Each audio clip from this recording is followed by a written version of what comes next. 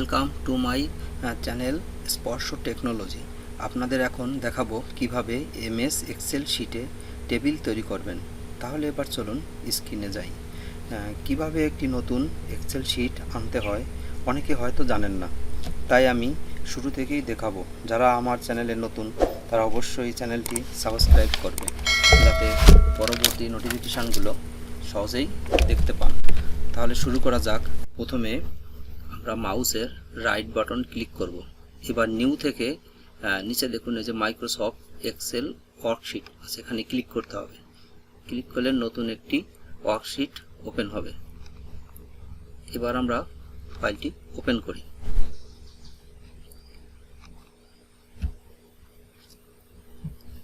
তাহলে এবার দেখাবো কিভাবে আমরা এই টেবিলটি তৈরি করতে পারি। তাহলে শুরু করা যাক। একটি টেবিলের এই দিকটাকে হচ্ছে কলাম এবং এই দিকটা হচ্ছে রো।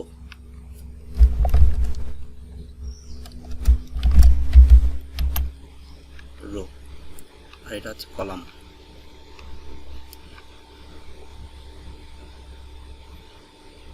আমরা এই কলাম বরাবর কিছু লিখব। যেমন এখানে আমি লিখে সপ্তাহ দিয়ে শুরু করছি, স্যাটারডে। এখানে নিচের দিকে আমি লিখব সিরিয়াল।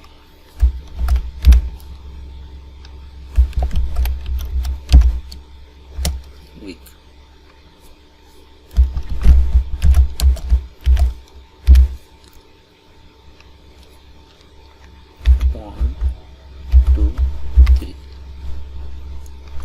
এখানে দেখুন, এখানে যদি আমি 10টা রো নিই, 10 পর্যন্ত লিখি, তাহলে আমাকে আর পুরোটা লিখতে হবে না। আমি এখানে একটু সিলেক্ট করার পর কার্সরটি কর্নারে আনতে হবে। যখন দেখবেন একটা প্লাস চিহ্ন আসবে, এটা চেপে ধরে টান দিলেই আমার ঘরে লেখাগুলো উঠে যাবে। আমি এবার 10টা ঘর নিব, তাহলে 10 পর্যন্ত রাখব। এবার স্যাটারডে, সানডে, মানডে এগুলো আমার লিখতে হবে না। আমি এইভাবেই যদি টেনে নিয়ে যাই, তাহলে আমার এখানেই লেখাটা চলে আসবে। দেখুন, সিলেক্ট করে এই প্লাস বাটন আনার পর এভাবেই আমরা লিখতে পারি।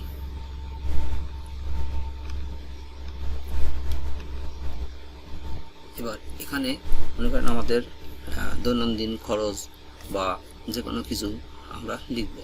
তার আগে আমাদের যদি এখানে একটা ঘর স্পেস বাড়তি লিখতে হয়, তখন আমরা এখানে এই ঘরটা সিলেক্ট করব এবং এখান থেকে ইনসার্ট দিব। এবার এইভাবে এক একটা ঘর ফাঁকা হয়ে যাবে। এরপরে এখানে যদি আমরা লিখি ডেবিট, আর এর পাশে যদি লিখি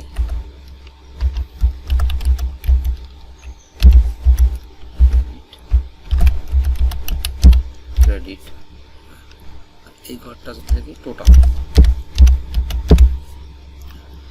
এখানে আমি কিছু সংখ্যা লিখব, 10, 19, 30, 40, 50, 25, যে কোনো কিছু লিখতে পারি। এবার এখানে ওরকম কিছু লিখব।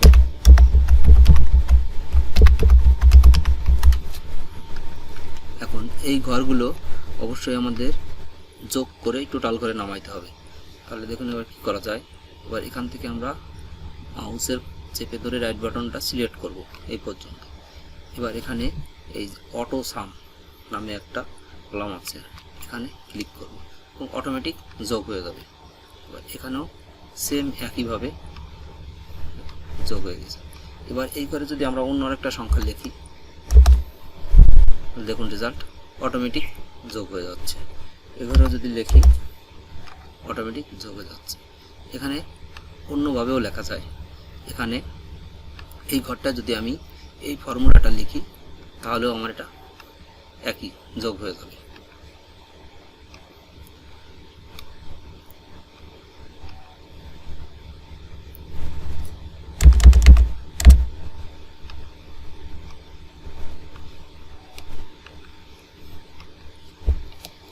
এবার এই দুইটা ঘরের ভিতরে আমি যদি স্যাটারডেটা এই মাঝখানে লিখতে চাই, তখন এই ঘরটা কি করতে হবে, এখান থেকে ফুল সিলেক্ট করতে হবে।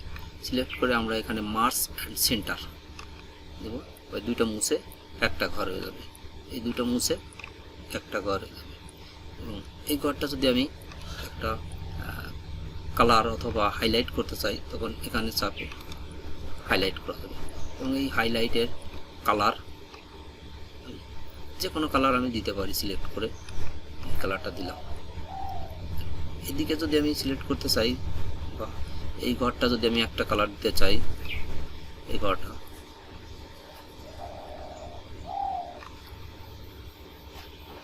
তাহলে আমরা এখান থেকে এই দিতে পারি। এখান থেকে যদি দিতে চাই এই দিতে পারি। এটা যদি আমি রেড লিখতে চাই রেড লিখতে পারি। এভাবেই আমরা একটা টেবিল তৈরি করতে পারি। কিন্তু এটি দেখুন, এই যে প্রিন্ট প্রিভিউতে যদি দেখা যায়, তাহলে আমার এখানে কোনো দাগ নেই, কোনো ছক আঁকা নেই। তাহলে এই ছক আঁকতে হলে আমাকে, আমরা যেটুকুন ছক আঁকবো, এইটুকুন ছক আঁকি, তাহলে এটুকু সিলেক্ট করে আমরা এখানে যেই বাটম বর্ডারে এখানে যে অল বর্ডার, দেখুন এইটুকু শুধু দাগ হয়ে গেছে, বাকিটুকু আর দাগ হয় নাই। এবার প্রিন্ট ভিউতে গেলে শুধু এইটুকুনি দাগ দেখা যাবে। এভাবেই আমরা একটা টেবিল তৈরি করতে পারি। এবং এটা যদি আমার সেভ করতে হয়, তখন এই উপর থেকে সেভ করতে পারি, অথবা ফাইলে যে সেভ। এভাবেই আমরা একটা টেবিল নিজে নিজেই তৈরি করতে পারি।